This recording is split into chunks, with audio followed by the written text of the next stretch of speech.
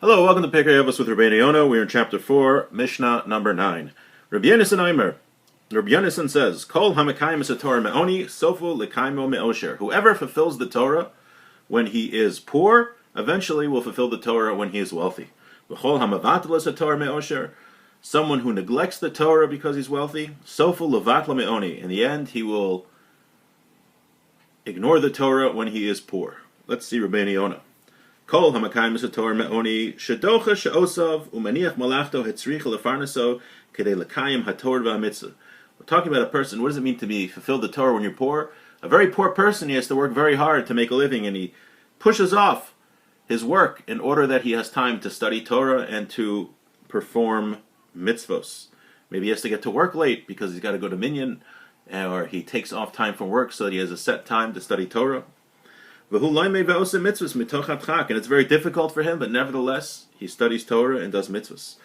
Back in Europe, the people used to, have to work very hard, backbreaking labor, but they would, in Vilna, they said, I think, they had different shuls before people would go to work, were filled with people learning from 5 a.m. until the time they had to go to work for hours and hours. There were people that would learn for hours and hours before they went to work.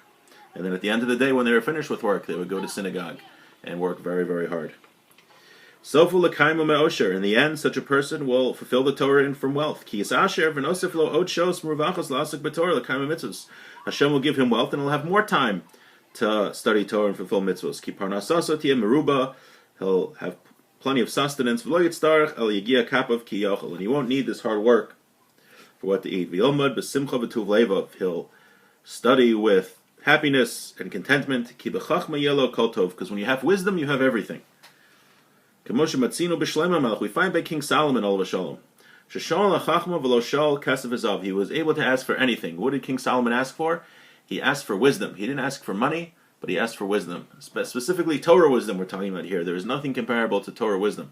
If we really appreciated the value of it, even when it's very difficult, such as a person who has to work backbreaking labor, doesn't have a lot of money, but he still pushes himself to study Torah and to fulfill the mitzvahs. Because why is he doing it? For a very valuable thing, to fulfill the will of Hashem and to acquire Torah wisdom.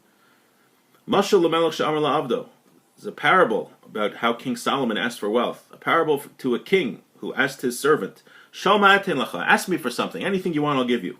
Amar Avid, the servant said to himself, Imesh shal kesef v'zahav, if I ask for money, hunosinli, he'll give me money. Imesh shal nechasim b'karkais, if I ask for things and for lands, hunosinli, he'll give it to me also.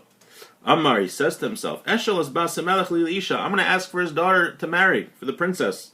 V'akol bichlal, and everything will be included. If you marry the princess, you'll get wealth, you'll get lands, you'll get everything. Kach Amar Shlomo. So too said King Solomon. Eshel ha'chachma, I'll ask for wisdom, v'hakol bichlal, and everything is included in that. Ki b'tzel ha'chachma b'tzel ha'kasef. And the shadow of wisdom is the shadow of money. Now, the end of the Mishnah said, V'chol ha'mavatel es Torah me'osher. Whoever neglects Torah, we're talking about a wealthy person, he has a lot of money. He has tons of time to spend studying Torah. And he doesn't study Torah. Shekama pa'amim v'kama shos ishlo.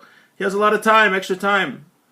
Panai lil marvenosi. He doesn't study Torah. He spends the time buying Corvettes and Ferraris and going on vacation and watching football all day. I'm not saying a person doesn't need to relax and do those things, but that's what he spends all of his time with.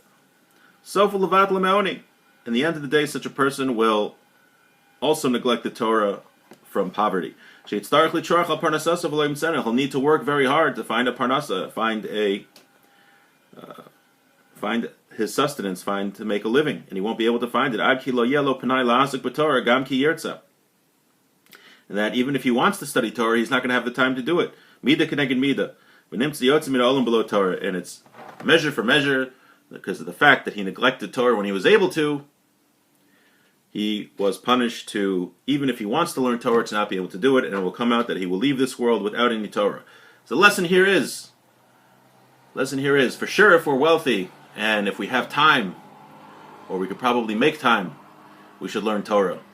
And even if we don't have time, perhaps we're very poor, and we need to work very hard just to make a living, and take care of things, we should still set aside time to study Torah, because in the end, you'll have more time to study Torah. Sounds like there's a haftacha here for a person will have wealth, will be able to make a living. We find similar haftachas, similar promises in the Rambam about somebody who dedicates himself specifically to studying Torah, to making service of God and Torah study the purpose of his life. The Rambam says at the end of the laws of Shemitah V'Yovel that such a person, Hashem will provide sustenance, what he needs to make it. Doesn't say he'll be super wealthy over there, but it says he'll be able to provide for himself. So Torah learning is very important, and we should all try our best to learn as much as possible. I think they asked Rabbi Yisrael Salanter, he says, I have 5 minutes to learn every day. What should I learn? What topic should I learn? What should I study? So he said that you should spend those 5 minutes learning the ethical works, the Musar works. Because if you spend 5 minutes learning Jewish ethics, books like Mesilas Yesharim, then you'll find that you'll have more than 5 minutes to learn. More than 5 minutes to study Torah. Okay, with that I wish everyone a great day.